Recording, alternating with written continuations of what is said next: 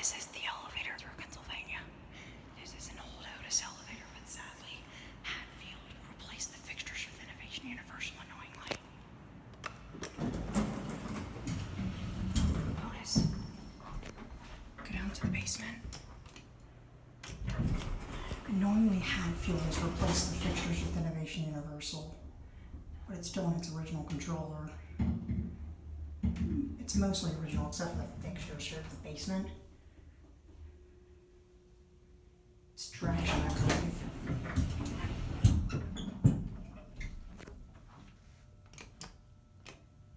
Go up to 2. Just do a window.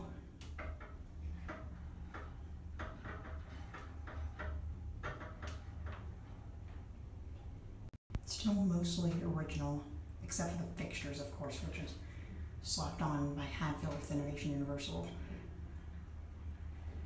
Here are 2. 2 is flickering.